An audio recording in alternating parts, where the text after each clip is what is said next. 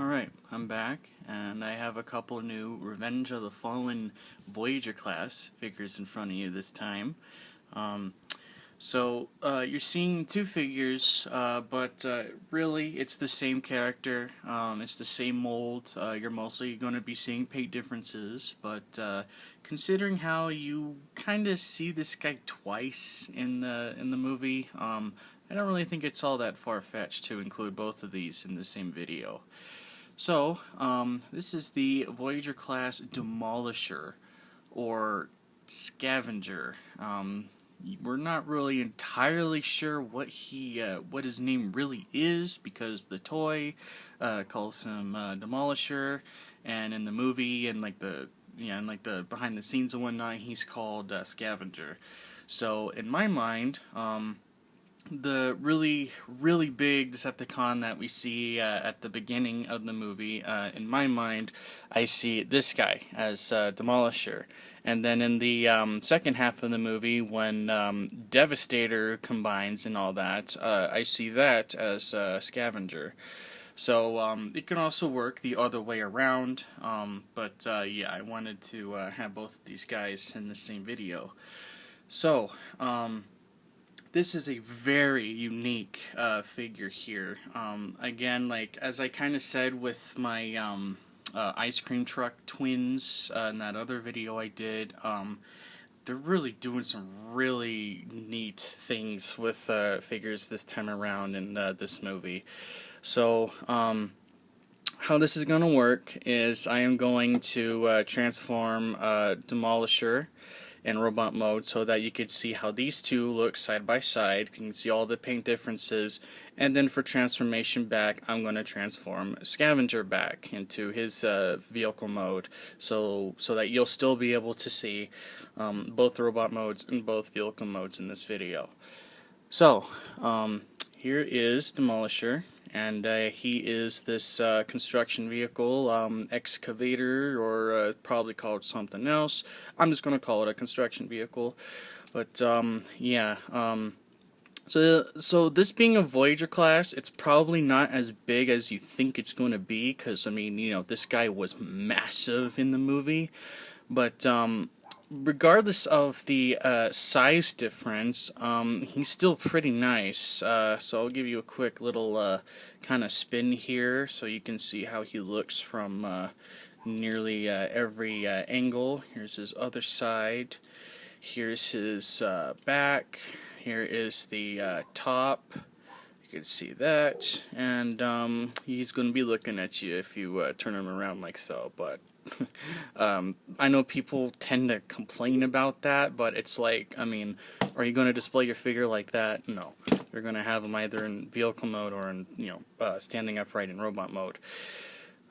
So for things that this thing can do, as you would probably expect, yeah, you can actually move this around like so. There's a couple of hinges and like a really nice joint in the back, so it'll stay in whatever position you have it in.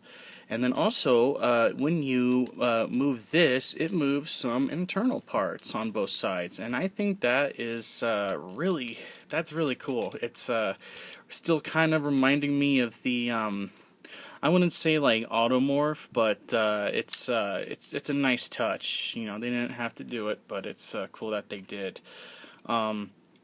And I guess you can move these. I don't really think there's no. This is mostly for transformation, so really this is the main thing. Unfortunately, the because of how the treads are, no, they do not move. There's no like little wheels on the bottom, that lets it roll, which is it's a little unfortunate. But I mean, in the movie when we saw this, it was stationary, and I think both scenes actually. At the beginning of the movie, it was just sitting there, and even in the what's his name? Goodness. Devastator section, this didn't really move that much unless it was transforming. So that's about it for all the details and things you can do with it. It's pretty decent, you know. Obviously, don't expect this to be, you know, super massive, because this is a $30 Voyager. So to transform him, it is so unique. I have not seen this on any other figure this far, and I'm just gonna shut up and show you how it goes, because it's a bit mind-boggling. So first thing you want to do, you want to take this piece back here and fold that in like so. This will be part of his head, I guess. And then you can move these pieces out. And what we're going to do with the treads is we're going to untab it from the there's this little bit right here that goes into a little hole right here on both sides. So when you're going into vehicle mode, make sure you press that in nicely so it, you know, stays looking flush in vehicle mode. But for robot mode, we're going to undo that, and then we're going to move this out like so, and swing it like that. We're going to do the same thing on the other side. Untab that section, untab it again. This will untab from here, and then just swing that out and out of the way from other things we're about to do. So from here, you can basically just go ahead and take the this whole section and just kind of split it, and that will start undoing everything here. And then these sections are going to untab from the sides, like so. And you can see now you can really start spreading things out and get them looking like an absolute mess. So if you got it looking like this, what you're basically going to want to do at this point is you're going to want to take this, and these entire assemblies on the sides actually move separate from each other. So what you want to do is hold one side in place and then spin the other one. Let's see, there is one other little thing actually. Okay, my bad. So one thing you actually want to bear in mind is when you're going into robot mode, you're kind of going to want his head to be, more or less like in the middle of these sections. So what you should do is actually grab it from here, take that little piece you folded earlier, move that down amongst the head, and then, make sure these, which will become his arms, are nice and spread out. And then, with what I mentioned earlier, with holding this side, going to spin this around like so, so that you have one wheel here and the other wheel here on the opposite side. Yeah, that might be a little confusing if you have not gotten this guy already, but I think you'll kind of get used to it the more times you do it. So here's another really cool thing here. So the reason why nothing on here really rolls, like there's not really anything like mechanisms on the inside to let it roll in vehicle mode, is because it does this. And that is actually going to make the shape of that giant, like that giant wheel thing, that's gonna be on the top of the robot here. So once you got that, you're gonna want to, well, let's see. Well, actually, yeah, well, go ahead and revert that, because you're actually going to want to be able to spin this around. For vehicle mode, it's going to be like this. And then for robot mode, you want it to be like that, so that this is on the inside, and then you can compress it down, and then take that other piece and move it in like so, and now you're starting to form more or less how he actually looks in robot mode. So it's really the same thing for the other side here. Keep the wheel compressed just for right now until you can get that spun around and move toward the inside like that. Move this piece in, and now you can compress that wheel down like so. So now he's starting to take shape. So from here, I noticed that a lot of people mistransform the arms, which I mean, it's whatever. But the way that I think you're supposed to actually do it, well, let me show you here. So you're gonna want to rotate. Well, yeah, that's on a nice tight, what are they calling it? A ratchet joint there.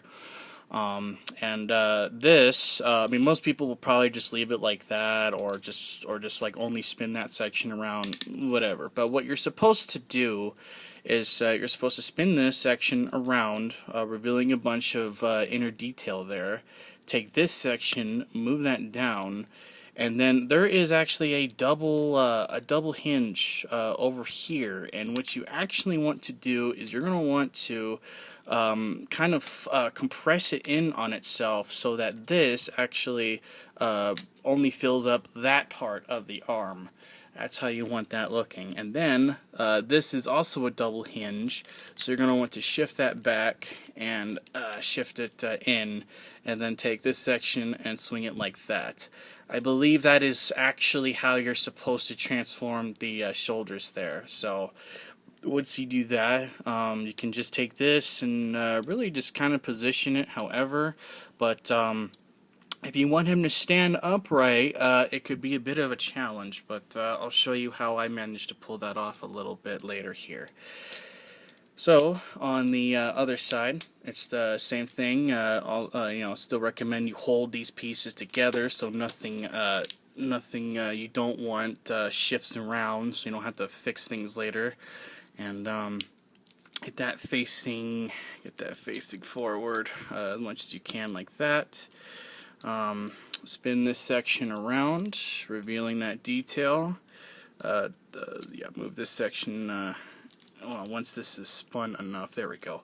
Yeah, move that out. Compress that double hinge, just like you did on the other side, so that it only fills in that much of the arm there. And then this double hinge, just shift it back, and then shift the second hinge forward, and then move that up like so. And then you can take his arm and position that.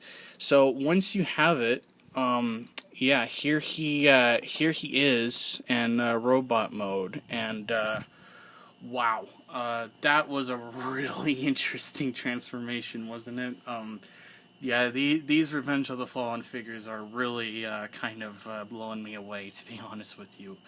So, if you're wondering how I just got him to stand, it's not really that difficult, actually. All you really got to do is you just got to position these hands so that those sections of the like bucket thing and vehicle mode can actually act as like a like a support thing to support this like weight and whatnot. And so that's more or less how you would want to do that if you want him standing upright. Yeah, it's not the most elegant thing in the world, but the fact that this guy can't even stand at all with how his robot mode is still pretty nice.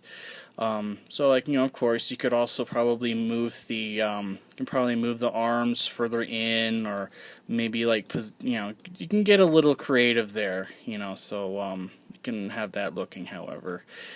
So now that we have him in robot mode, now I can show you how these two look together. And as I mentioned earlier, most of the differences are in paint, so it's more or less personal preference of which one you want to get. With that said, though, if you want the quote-unquote scavenger here, he is actually this paint scheme for this guy is only available in a 2-pack that comes with the Ice Cream Truck twins.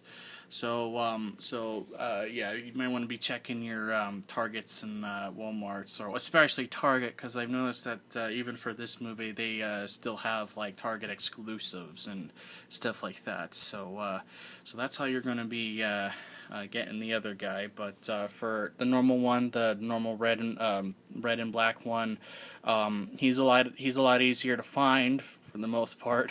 He's a single release. He's not in like a 2-pack or anything, and in the normal Voyager packaging.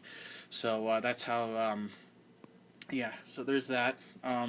So for like articulation, it's interesting. It's interesting. So for the arms, if you move this, you can kind of like hinge this out, and you can still kind of position that to, I guess, make it look like he's doing stuff, you know. But obviously, if you do that, he's probably not going to be able to really stand. So good luck trying to pose him and also get him standing, unless you like lean him against something. The actual wheels, these things can move. So like if you really want to, you could bend this one back, like move it in like that, and kind of have him doing this like a motorcycle or something. So you can have that if you really want.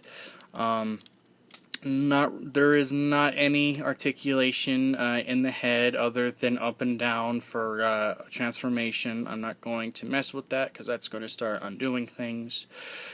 Because of the hinges of the shoulders here, you can get them more forward. You can move them out more, stuff like that. So there is a relatively decent amount of articulation with this guy still, despite his really unique robot mode. So yeah, that's how the movement is for him. So here's just one last look of these two side by side. So again, just whichever one you want to get, just make sure you look for the 2-pack if you want this guy. And yeah, so speaking of him, we're going to transform Scavenger back. So I'll move the other guy out of the way. So yeah, in transformation back, it's going to be much. Well, I mean, yeah, there's still kind of an order of operations you want to follow when transforming this guy back, but I'll show you how to hopefully do it relatively smoothly. So, we're going to take the arms, going to use that double hinge, kind of flatten them back out, flatten that other, well, not flatten, but let's see, well, this will spin this around like so. Like that, and then make sure this double hinge is looking like that for the most part for vehicle mode. So once you got that, you can move his arm back out like so, and just do the same thing on the other side. I'm going to blaze through it because I am sort of kind of running out of available footage here. So there we go. Flatten that a bit. Spread that out. Okay. So once you got that, I'm going to untab those wheels from the top and bottom sections. Pull these sections out to remake that shape. And then you're going to want to swing, not that, but swing this around like so. Do the same thing up here. Take this. Yeah, do that. Kind of move crap out of the way. Swing it around like so. There we go.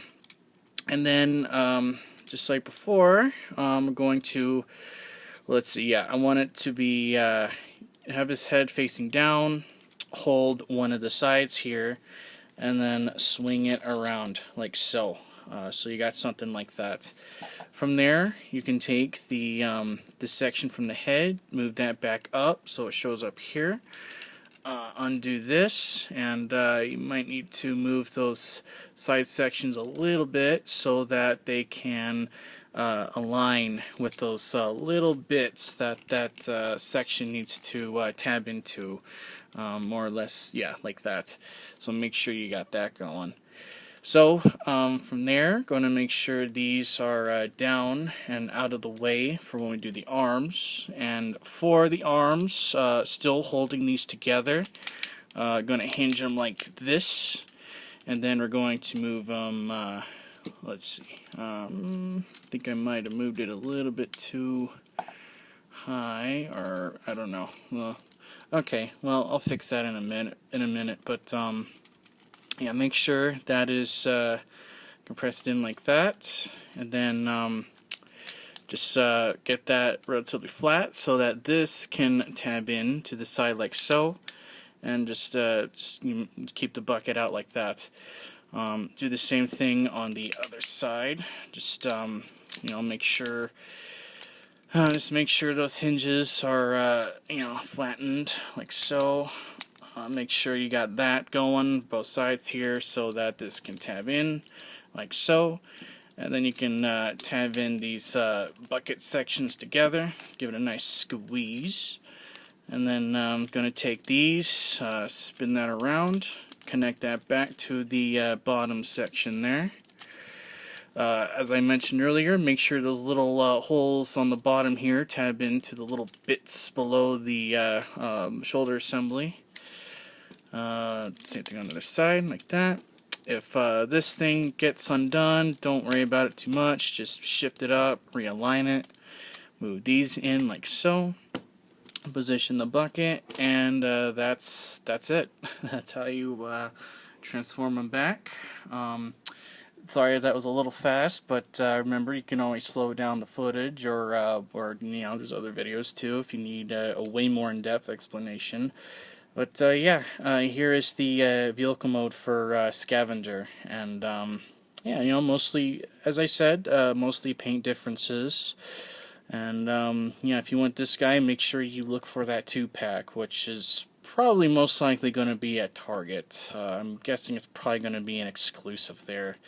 So yeah, that's how he looks. I'll bring the other guy back real fast, so you can get that other kind of comparison. And yeah, that's how they look with their modes reversed, and I hope this was informative.